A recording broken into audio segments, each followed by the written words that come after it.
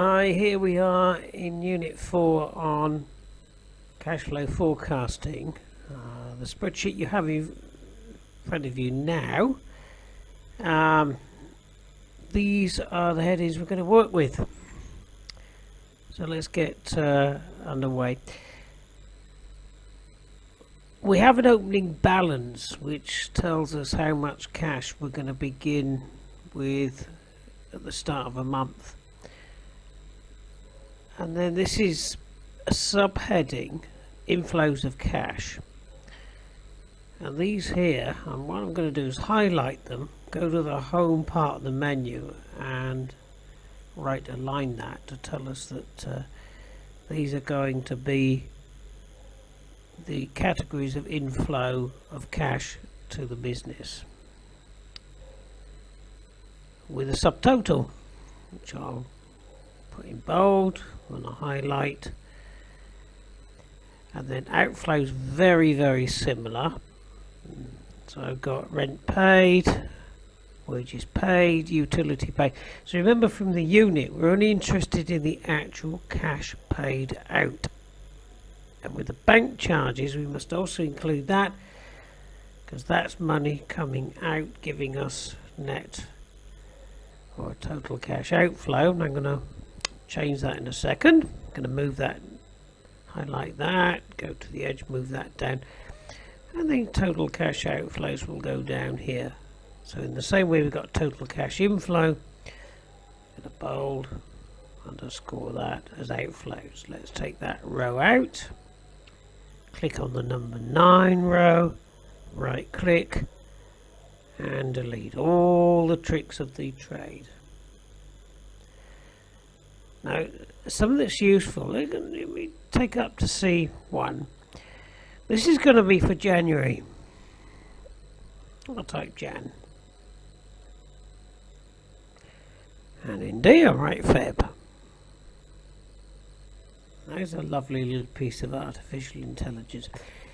If you highlight those two cells and drag along,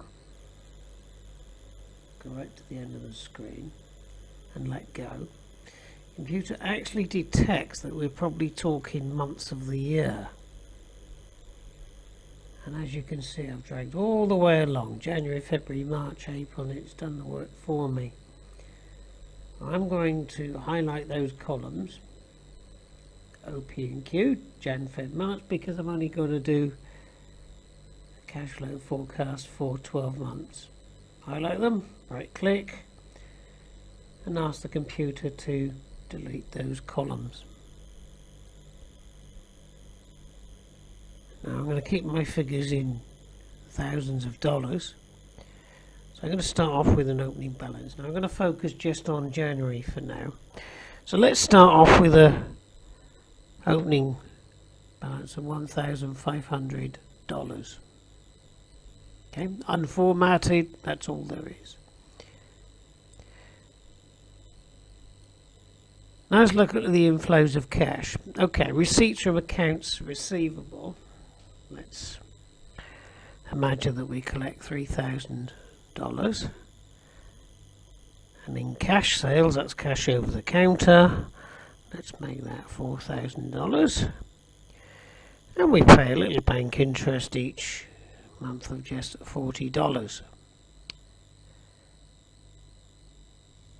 So the total cash inflow are these three figures added together. So from the home ribbon at the top here, I'm going to go to auto sum, choose sum, highlight those three cells, press enter, and they're added up for me.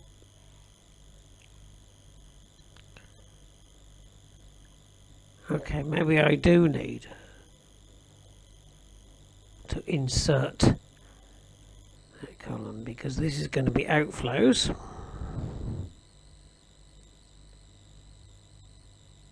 of cash and bank. Now if you're not already aware, I'll show you anyway, but let's go back to the inflows of cash and let's just, for example, highlight that in italics, and I want what I've got in B for in terms of format to be exactly the same as B9. So let's go back to B4. And if you click on Format Painter and then choose where you want that format painted, it'll produce exactly the same effect. Anyway, useful stuff. Right, okay, so the rent pay, let's imagine that's 300. Wages paid, 3,900. Utility bills, 400. And of course we have to pay those bills. Let's make that 2,800. And let's have a few bank charges, just 50 for now. And then cash outflows will be these figures added together. So click in that cell, choose auto sum, highlight these cells of what you want added up, press enter, and we've got total outflow 7,450. Okay, the net outflow, I'm going to take these two figures here, let's embolden them. But the net cash flow, now let's think carefully. The total inflow was 7,040, yet the total outflow was 7,450. So more cash went out than came in. To that extent, well, we'll work out the figure. That's going to be C8 less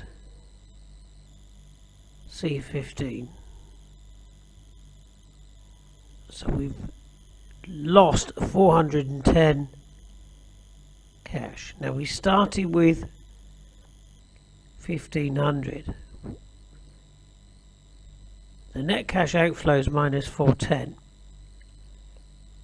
So what I'm going to do is equal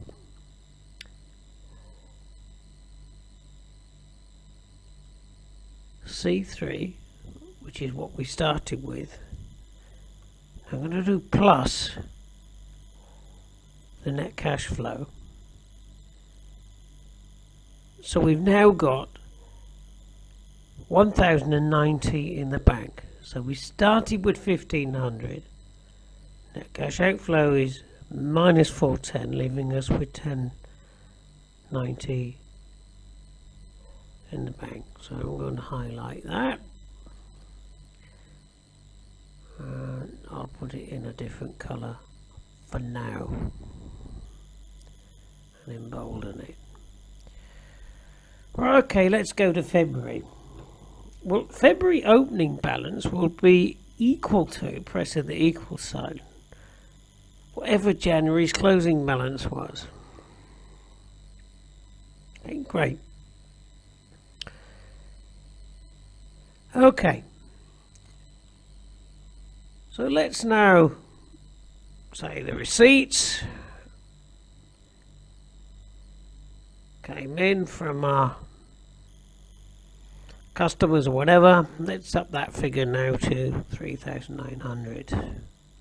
In the cash sales, 4,100. Better month. Bank interest, let's make that 0. Now, rather than enter the formula again, if you click on the January formula, drag that across, let go, the formula will be copied, not, okay, look up here, sum, what we'll copy is not the 7,040, but the formula. But look, the formula here was C5 to C7. That is the sum of the cells in that range. And it's moved from C to D. It's a great facility. Now let's suppose now that all the cash outflows was exactly the same. So I'm going to do highlight all those cells, move across, Control R will copy them across. And in much the same way, the formulas, and I can just highlight it because the formulas will be the same. Highlight them all, drag across, and let's see what we get.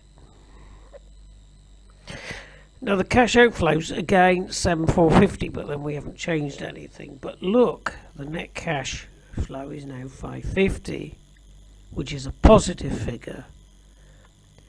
And therefore, when we started with 1,090 in the bank, we've now ended up with 1,640, given the positive cash flow. Okay, well, we can very quickly finish this now. Because remember, in March, the opening balance in March will be the closing balance at the beginning of the month. Now, this formula can be replicated right across. Let's go to February, see 1,000, in this case D3. Right. Grab the handle, drag it across, and it'll perform that formula right across. Look at the formula bar, E17, F17, G17, and so on. Let's try doing something a little clever. Let's suppose that the receipts from accounts receivable were to increase by, for argument's sake, 1% each month. So let's say equal whatever's in February times 1.01. That's an increment of 1%. Let's drag that right across. That'll work for every single month. And what I'm going to do is up here on the bar is decrease the decimal places. Just click on it to 1 decimal place. Now, let's try that again. Let's suppose this time that the cash sales was equal to, for March, whatever's in February, and this time we'll add 0.5%. So that's 1.01, but 0.005. Okay. And before I copy that across, this time I'll decrease the number of decimal places to 0. Grab the handle, drag that across, and there we go.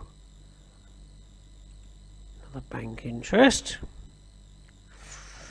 Let's suppose that's, say, $10 a month. Because it's not a formula, it's actually a number, we can drag that across and that number will stay the same.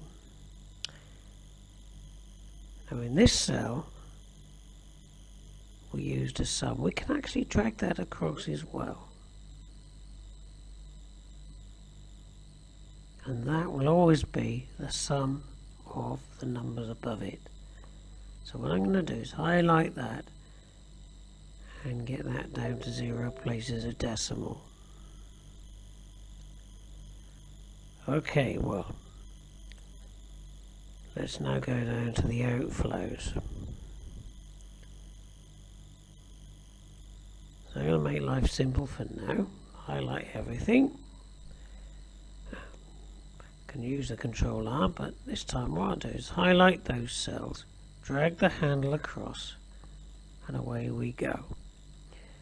Likewise here, we can copy the formula. And we can see our cash flows remaining the same all the way across.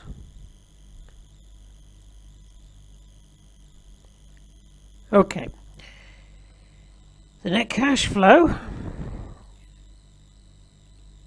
is a formula, and so is the cash at the end of the month. So let's highlight those, drag that across, and we've actually pretty well completed our model, except remember I want no places of decimal. So our cash keeps increasing. Now, let's play around with this. Let's suppose, for example, our wages bill in February, 3,900, was in fact Okay, again, here we go with the wages paid. What we'll do is, let's suppose we want to, rather than keep wages the same every month, let's imagine that because of overtime or bonuses, we have to increase the wages $50 each month. So let's press the equal sign. Click on the preceding month and multiply by 1.05. That increments everything by 5%. So in that cell, let's grab the handle, drag it across, extra 5% each month. To illustrate this example a bit more, let's do exactly the same or similar thing with accounts payable,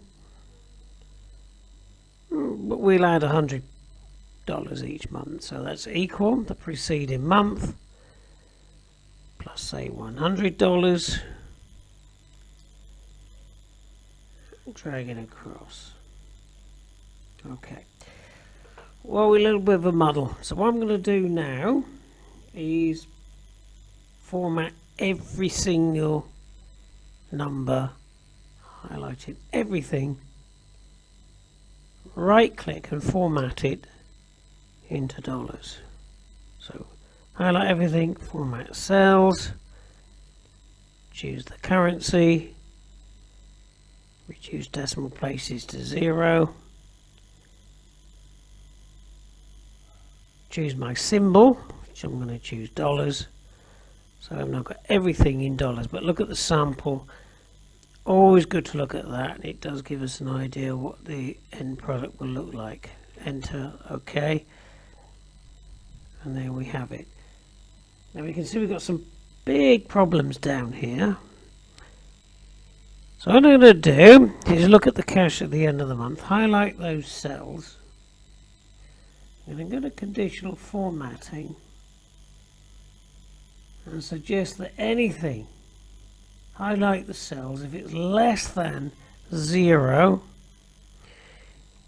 then I'm going to highlight them light red, fill with dark. Alright, now just pull that down. There are other options, but I'm more than happy with the default. So if it's less than 0, we want to really highlight that in red because we have a problem. How do we solve the problem? Well, you have to go back, look at the model, maybe add the inflow, maybe a bank loan, consider things like extra cash, or reduce your outflows. Well, that's the whole purpose of this unit. Okay, and that's the end of this video.